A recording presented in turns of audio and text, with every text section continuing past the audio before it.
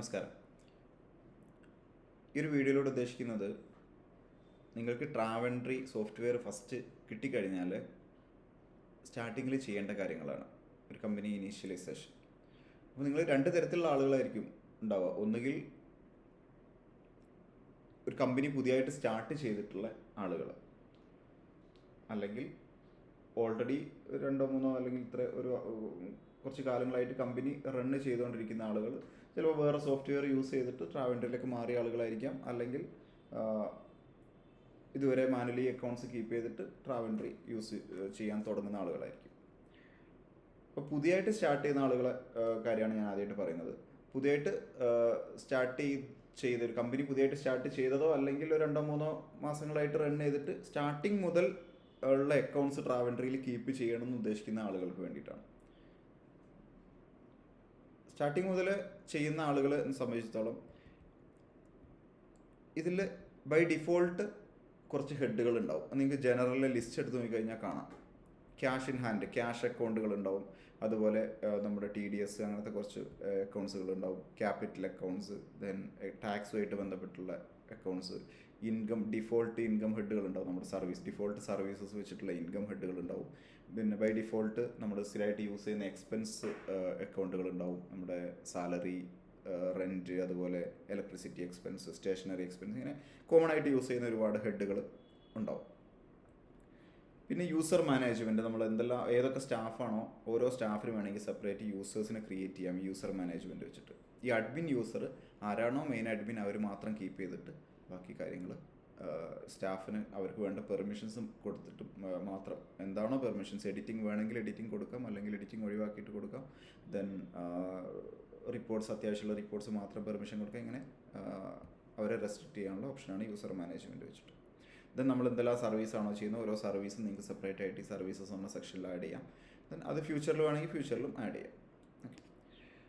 Then നമ്മൾ starting നമ്മൾ ജനറലിലെ ഹെഡുകൾ, നമുക്കൊരു ബൈ ഡിഫോൾട്ട് ഇതിൽ ക്യാഷ് അക്കൗണ്ട് ഉണ്ടാവും, പക്ഷേ ബാങ്ക് അക്കൗണ്ടുകൾ ഉണ്ടാവില്ല. നിങ്ങൾക്ക് എത്ര ബാങ്ക് അക്കൗണ്ട് ഉണ്ടോ ഓരോ ബാങ്ക് അക്കൗണ്ടും നിങ്ങൾ ജനറലിൽ ആഡ് ചെയ്യാം.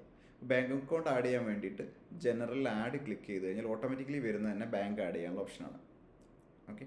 അവിടെ ബൈ ഡിഫോൾട്ട് നിങ്ങൾക്ക് കാണാം ബാങ്ക് ആണ്. അപ്പോൾ ഏതാണോ നമ്മുടെ ബാങ്ക്, ആ ബാങ്കിൻ്റെ പേര് നമുക്കിവിടെ കൊടുക്കാം.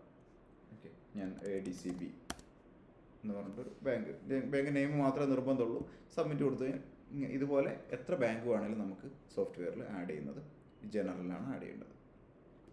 ഇത് നമ്മുടെ കസ്റ്റമേഴ്സിനെല്ലാം ആഡ് ചെയ്യുന്ന സെക്ഷനാണ്. കസ്റ്റമർ ഇതിൽ ബൈ ഡിഫോൾട്ട് ഒരു വാക്കിൻ കസ്റ്റമർ മാത്രമേ ഉണ്ടാവുള്ളൂ. അപ്പം കസ്റ്റമേഴ്സിനെല്ലാം നിങ്ങൾക്ക് ഇതിലാണ് ആഡ് ചെയ്യേണ്ടത്. സപ്ലൈസിനെല്ലാം ഈ ഒരു സെക്ഷനിലാണ് ആഡ് ചെയ്യേണ്ടത്. സപ്ലയർ ഓർ ഏജൻസ് എന്നുള്ള സെക്ഷനിലാണ് ആഡ് ചെയ്യേണ്ടത്. ഓക്കെ. ദെൻ നമുക്ക് ഒരു കമ്പനി സ്റ്റാർട്ട് ചെയ്യുന്ന ആളുകളെ സംബന്ധിച്ചിടത്തോളം അതിൽ ഇനീഷ്യലായിട്ടുള്ള കുറച്ച് എക്സ്പെൻസസ് ഉണ്ടാവും. അതിൽ ക്യാപിറ്റലിൽ കൊണ്ടുവന്ന ഇൻവെസ്റ്റേഴ്സ് ഉണ്ടാവും. ഇങ്ങനെ കുറേ കാര്യങ്ങളുണ്ടാവും. ഇപ്പോൾ ഇൻവെസ്റ്റേഴ്സിനെല്ലാം നമ്മൾ ക്രിയേറ്റ് ചെയ്യേണ്ടത് ലയബിലിറ്റിയിലാണ്.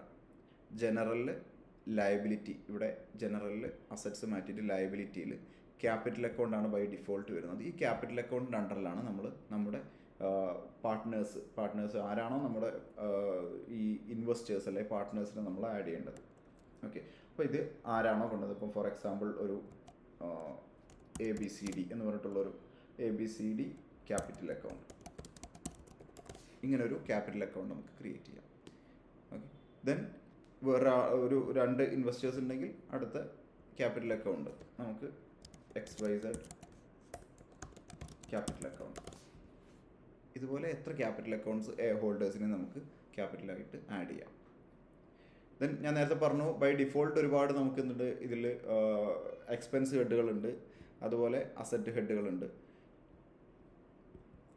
ഇതെല്ലാം നമ്മൾ ഇതിൽ എക്സ്ട്രാ ആഡ് ചെയ്യേണ്ട കാര്യങ്ങൾ മാത്രം നമ്മൾ എന്ത് ചെയ്താൽ മതി, ജനറൽ ആഡ് ചെയ്ത് കൊടുത്താൽ മതി. അസറ്റായിട്ടും ലയബിലിറ്റി ആയിട്ടും എക്സ്പെൻസ് ആയിട്ടൊക്കെ ഉള്ള എക്സ്ട്രാ ഉള്ള കാര്യങ്ങൾ മാത്രം ആഡ് ചെയ്താൽ മതി. അപ്പം ഫോർ എക്സാമ്പിൾ നമ്മൾ ഒരു കമ്പനി തുടക്കത്തിൽ തന്നെ നമുക്ക് കുറച്ച് അസറ്റ്സ് ആവശ്യമുണ്ടാവും. അസറ്റ്സ് മീൻസ് നമ്മൾ കമ്പ്യൂട്ടേഴ്സ്, അതുപോലെ AC, ഫർണിച്ചേഴ്സ്, ഇങ്ങനത്തെ കാര്യങ്ങളൊക്കെ നമ്മൾ അസറ്റായിട്ടാണ് ആഡ് ചെയ്യേണ്ടത്. ഓക്കെ. അപ്പോൾ നമ്മൾ ഫിക്സഡ് അസറ്റിൽ ആണ് ഈ ഫർണിച്ചേഴ്സൊക്കെ ആഡ് ചെയ്യുന്നത്. ഫർണിച്ചേഴ്സ് എന്ന് പറഞ്ഞിട്ട് ഞാൻ ഫിക്സഡ് അസറ്റായിട്ട് ആഡ് ചെയ്യുന്നു. ഇങ്ങനെ നമുക്ക് വേണ്ട ഹെഡുകളെല്ലാം അസറ്റ്സ് ആയിട്ട് നമുക്ക് ആഡ് ചെയ്ത് കൊടുക്കാം. ഫിക്സഡ് അസറ്റോ കറണ്ട് അസറ്റോ എന്താണോ വേണ്ടത് അതിനനുസരിച്ച് നമുക്ക് എയർ കണ്ടീഷൻ, ഇങ്ങനെ നമുക്ക് വേണ്ട ഹെഡുകളെല്ലാം ആഡ് ചെയ്ത് കൊടുക്കാം. ഇതിലൊന്നും എമൗണ്ട് കൊടുക്കണ്ട, നമ്മൾ ഹെഡുകൾ മാത്രമേ ആഡ് ചെയ്യുന്നുള്ളൂ. ഓക്കെ, ദെൻ ഇനി ട്രാൻസാക്ഷൻസിൽ റെസീറ്റ്സ് നമുക്ക് ഇൻവെസ്റ്റേഴ്സ് ഈ അക്കൗണ്ടിലേക്ക് മീൻസ് നമ്മുടെ കമ്പനിയിലേക്ക് ക്യാഷ് കൊണ്ടുവരുന്നത് റെസീറ്റ്സ് ആയിട്ട് എൻ്റർ ചെയ്താൽ മതി. ഓക്കെ, ആഡ് കൊടുക്കുന്നു. ദെൻ ക്യാഷ് ആണോ ഇനി ബാങ്കിലേക്കാണോ ഇവർ ക്യാഷ് ഈ ഇൻവെസ്റ്റേഴ്സ് അല്ലെങ്കിൽ പാർട്ട്നേഴ്സ് ഫണ്ട് കൊണ്ടുവരുന്നത് എന്നുള്ളതാണ് ഉദ്ദേശിക്കുന്നത്. അപ്പോൾ അവരെന്ത് ചെയ്യുന്നു, നേരെ ADCB ആണ്, ADCB. ദെൻ ഈ കസ്റ്റമർ എന്നുള്ളത് ജനറൽ ലെഡ്ജർ ആക്കിയതിന് ശേഷം ആരാണോ ഏത് പാർട്ട്ണറാണോ ഓൾറെഡി നമ്മൾ ആഡ് ചെയ്തിട്ടുണ്ട് ആ പാർട്ട്ണറുടെ പേരിൽ അവർ കൊണ്ടുവരുന്ന എമൗണ്ട് എത്രയാണോ, ഇപ്പോൾ 50,000 ആണ്, 50,000 അത് നരേഷനിൽ മെൻഷൻ ചെയ്യുക. എന്താണ്, ക്യാപിറ്റൽ അക്കൗണ്ട് ഇൻവെസ്റ്റ്മെൻറ്റ് ഡിഫറൻറ്റ് കാണിച്ചിട്ട് സേവ് ചെയ്യുക. ഓക്കെ, ഇങ്ങനെ ആരൊക്കെ ഇൻവെസ്റ്റ് ചെയ്യുന്നുണ്ടോ ഓരോരുത്തരുടെയും പേരിൽ അത് റെസീറ്റ് ചെയ്ത് കൊടുക്കാം അവരുടെ ക്യാപിറ്റൽ അക്കൗണ്ടിലേക്ക്. ദെൻ നമ്മൾ ഇത് വെച്ചിട്ട് ഇപ്പോൾ AC വാങ്ങുകയാണ് അല്ലെങ്കിൽ ഫർണിച്ചർ വാങ്ങുകയാണെങ്കിൽ നേരെ പേയ്മെൻറ്റ് അടിച്ചു കൊടുത്താൽ മതി. അതും നേരെ കൺട്രോൾ ജനറൽ ലെഡ്ജർ ആക്കുക. ഇപ്പോൾ ഓൾറെഡി അവർ ADCBയിലേക്കാണ് ആ ക്യാഷ് ഡെപ്പോസിറ്റ് ആയി ADCB എന്നായിരിക്കും അത് പോയിട്ടുണ്ടാവുക. അത് നേരെ എന്ത് ചെയ്യുന്നു നമ്മൾ, പിന്നെ ഇപ്പോൾ ഫർണിച്ചർ ആണെങ്കിൽ ഫർണിച്ചർ, AC ആണെങ്കിൽ AC എന്താണോ അതിന് എത്രയാണോ എമൗണ്ട് ചിലവായത്, ഒരു 25,000 ആണെങ്കിൽ 25,000 നരേഷനിൽ എന്താണോ വാങ്ങിയത് അതിന് ഡീറ്റെയിൽസ് അടിച്ചിട്ട് സേവ് ചെയ്താൽ മതി. ഈ ഒരു തരത്തിലാണ് നമ്മുടെ ഇനീഷ്യലായിട്ടുള്ള ഇൻവെസ്റ്റ്മെൻറ്റ്. ഇനി ചിലപ്പം ചില എക്സ്പെൻസസ് ഉണ്ടാവും, അതും പേയ്മെൻറ്റ്സ് തന്നെയാണ് ചെയ്യേണ്ടത്. ജസ്റ്റ് ജനറൽ ലെഡ്ജർ ആക്കിയിട്ട് ഇപ്പം എന്തെങ്കിലും ഒഫീഷ്യൽ ഓഫീസിൻ്റെ അഡ്വാൻസ് ഉണ്ടാവാം. അഡ്വാൻസ് എല്ലാം നമ്മുടെ അസറ്റാണ്. എക്സ്പെൻസ് ആയിട്ട് ക്രിയേറ്റ് ചെയ്യുന്ന പല എക്സ്പെൻസ്, ഇപ്പോൾ നമുക്ക് ഇൻറ്റീരിയർ ചെയ്യുന്ന എക്സ്പെൻസസ്, ഇതെല്ലാം നമ്മുടെ എക്സ്പെൻസ് ആയിട്ടാണ് വരുന്നത്. ഇതെല്ലാം നമ്മളങ്ങനെ പേയ്മെൻറ്റ് അടിച്ച് കൊടുക്കുകയാണ് വേണ്ടത്.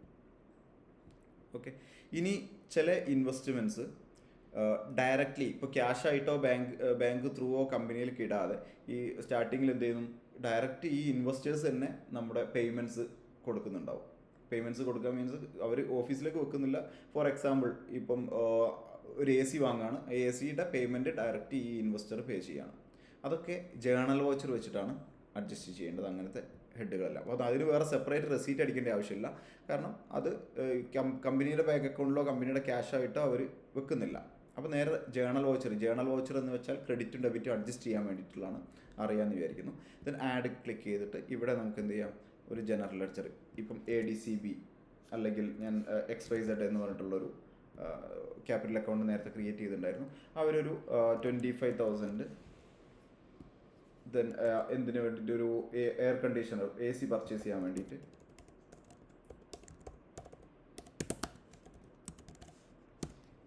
ഡയറക്റ്റ്ലി അവർ പേ ചെയ്താണെന്ന് കരുതാം. ഓക്കെ, ദെൻ അവരുടെ പേരിൽ അത് ക്രെഡിറ്റ് കൊടുക്കുക. ഇവിടെ ആഡ് ബട്ടൺ ക്ലിക്ക് ചെയ്ത് കഴിഞ്ഞാൽ അത് റൈറ്റ് സൈഡിലേക്ക് മാറി. ദെൻ ഇതിൽ തന്നെ വീണ്ടും നമ്മൾ ഓൾറെഡി ആഡ് ചെയ്ത എയർ കണ്ടീഷണർ എന്താണോ എയർ കണ്ടീഷണർ കൊടുക്കുക, ആ 25,000 ഇതിൽ ഡെബിറ്റ് ചെയ്ത് ആഡ് കൊടുക്കുക.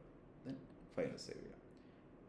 ചെയ്ത് കഴിഞ്ഞാൽ നേരെ ഇവർ ഡയറക്റ്റ്ലി എയർ കണ്ടീഷന് വേണ്ടി ചിലവാക്കിയതുപോലെ. ഇങ്ങനെയാണ് നമ്മൾ എൻട്രീസ് എല്ലാം ചെയ്യേണ്ടത്.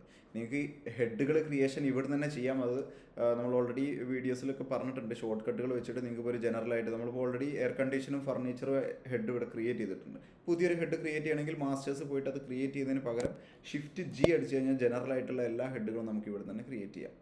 ഓക്കെ, അങ്ങനെ നിങ്ങൾക്ക് എവിടെ നിന്ന് വേണമെങ്കിലും ഈ ഒരു ഷോർട്ട് കട്ട് യൂസ് ചെയ്തിട്ട് അത് ക്രിയേറ്റ് ചെയ്യാനുള്ള ഓപ്ഷൻസ് ഉണ്ടാവും. ഇതുപോലെയാണ് നമ്മുടെ ഹെഡുകളെല്ലാം ക്രിയേറ്റ് ചെയ്യുന്നത്. നമ്മുടെ ഇനീഷ്യലായിട്ടുള്ള അസറ്റ്സും അതുപോലെ ക്യാപിറ്റൽ അക്കൗണ്ട്സും അതുമായിട്ട് ബന്ധപ്പെട്ട ട്രാൻസാക്ഷൻസ് എല്ലാം ചെയ്യേണ്ടത്. ഇനി ഓൾറെഡി ഞാൻ നേരത്തെ പറഞ്ഞ പോലെ ഓൾറെഡി കുറച്ച് കാലമായിട്ട് സോഫ്റ്റ്വെയർ ഉണ്ട്, ഒരു വേറെ സോഫ്റ്റ്വെയറിൽ നിന്ന് ഇങ്ങോട്ട് മാറുകയാണ്, അല്ലെങ്കിൽ ഒരു 2-3 കൊല്ലമായിട്ട് റണ്ണിങ് ആയിട്ടുള്ള ഒരു കമ്പനിയാണ്. അപ്പോൾ അങ്ങനത്തെ കമ്പനീസിന് ഓപ്പണിംഗ് ബാലൻസസ് ഉണ്ടാവും. ഓക്കെ, നമ്മൾ ട്രാവൻഡറിയിൽ ഓപ്പണിംഗ് ബാലൻസസ് ആയിട്ട് തന്നെ ചെയ്യണം. കാരണം അവർക്ക് ഇപ്പോൾ 2-3 വർഷം മുമ്പത്തെ ട്രാൻസാക്ഷൻസ് മുതൽ കംപ്ലീറ്റ് നമുക്ക് സോഫ്റ്റ്വെയറിൽ എൻ്റർ ചെയ്യാന്ന് പറയുന്നത് ബുദ്ധിമുട്ടായിരിക്കും. അപ്പം ഇപ്പം നമ്മൾ എന്ന് മുതലാണോ സോഫ്റ്റ്വെയർ സ്റ്റാർട്ട് ചെയ്യുന്നത് ആ ഡേറ്റിൽ ഒരു ഓപ്പണിംഗ് ബാലൻസ് ഉണ്ടാവും. അത് നമ്മൾ എന്ത് ചെയ്യണം, മാസ്റ്റേഴ്സിൽ ആഡ് ചെയ്യുന്ന സമയത്ത് തന്നെ ആ ഓപ്പണിംഗ് ബാലൻസും കൂടെ ആഡ് ചെയ്ത് കൊടുക്കണം. ഇപ്പം ജനറലി ലിസ്റ്റ് എടുത്തു കഴിഞ്ഞാൽ നമ്മൾ ഓൾറെഡി ആഡ് ചെയ്ത ബാങ്ക് അക്കൗണ്ട്സും അതുപോലെ ക്യാഷ് ഹാൻഡും ഇവിടെ കാണാം. ഇത് എഡിറ്റ് ചെയ്ത് കഴിഞ്ഞാൽ നമുക്ക് ഇവിടെ ഓപ്പണിംഗ് ബാലൻസസ് എന്ന് പറഞ്ഞിട്ട് ഓപ്ഷൻ കാണാം. അപ്പോൾ ഇവിടെ നമ്മൾ കൊടുക്കേണ്ടത് ക്യാഷ് ഓഫീസിൽ നമ്മളിപ്പോൾ ട്രാവൻഡറി സോഫ്റ്റ്വെയർ എൻട്രീസ് എന്നാണോ സ്റ്റാർട്ട് ചെയ്യുന്നത് ആ സമയത്ത് ഉള്ള ബാലൻസ്, അതാണ് ഓപ്പണിംഗ് ബാലൻസ് ആയിട്ട് ഇവിടെ കൊടുക്കുന്നത്. ക്യാഷ് ബാലൻസ് ആണ് ഓപ്പണിംഗ് ബാലൻസ് ആയിട്ട് കൊടുക്കേണ്ടത്. അതുപോലെ ബാങ്കിൻ്റെ ബാലൻസ് കൊടുക്കാം. ദെൻ നമ്മുടെ ആയിട്ടുള്ള ലയബിലിറ്റീസ്, ഇപ്പോൾ ക്യാപിറ്റൽ അക്കൗണ്ട് ഓൾറെഡി അതിലൊരു ബാലൻസ് ഉണ്ടാവും, അതിൻ്റെ ബാലൻസ് കൊടുക്കാം. അതുപോലെ ഓൾറെഡി ഒരുപാട് കസ്റ്റമേഴ്സ് നമുക്ക് തരാനുണ്ടാവാം, സപ്ലൈസിന് നമ്മൾ എമൗണ്ട് കൊടുക്കാനുണ്ടാവാം. ഇതെല്ലാം നമ്മൾ ഓപ്പണിംഗ് ബാലൻസസ് ആയിട്ട് ഇടണം. ഇപ്പോൾ കസ്റ്റമർ ക്രിയേറ്റ് ചെയ്യുന്ന സമയത്ത് ഏതാണോ കസ്റ്റമർ, ഇപ്പം ABCD കസ്റ്റമർ എന്ന് പറഞ്ഞിട്ട് കസ്റ്റമർ ക്രിയേറ്റ് ചെയ്യുന്ന സമയത്ത് അവർ എത്രയാണോ തരാനുള്ളത് ആ ഓപ്പണിംഗ് ബാലൻസ് ആയിട്ട് നമുക്ക് ഇവിടെ ഒരു 5,000 അവർ പെൻഡിങ് ഉണ്ടെങ്കിൽ അവർ 5,000 അവരുടെ പെൻഡിങ് ആയിട്ട് ബാലൻസ് ആയിട്ട് കൊടുക്കാം. ഇങ്ങനെ ഓപ്പണിംഗ് ബാലൻസസ് എക്സ്ട്രാ ചെയ്യണം എന്നുള്ളതാണ് ഈ ഓൾറെഡി വേറെ സോഫ്റ്റ്വെയർ യൂസ് ചെയ്ത ആളുകളോ അല്ലെങ്കിൽ ഒരുപാട് കാലങ്ങളായിട്ട് സോഫ്റ്റ്വെയർ യൂസ് ചെയ്യാതെ പെട്ടെന്ന് ഇപ്പോൾ ട്രാവൻഡർ യൂസ് ചെയ്യുന്ന ആളുകൾക്കോ ചെയ്യേണ്ടത്, ശ്രദ്ധിക്കേണ്ട കാര്യം അവർക്ക് ഓപ്പണിംഗ് ബാലൻസ് ഉണ്ടാവും. പക്ഷേ പുതിയതായിട്ടൊരു കമ്പനി സ്റ്റാർട്ട് ചെയ്യുന്ന ആളുകൾക്ക് ഓപ്പണിംഗ് ബാലൻസസ് എന്ന് പറഞ്ഞിട്ടുള്ള സംഭവം ഉണ്ടാവില്ല. ഓപ്പണിംഗ് ബാലൻസസ് ഇല്ലാതെയാണ് ആഡ് ചെയ്യേണ്ടത്. അതിന് കംപ്ലീറ്റ് ട്രാൻസാക്ഷൻസ് എൻട്രി ചെയ്യും.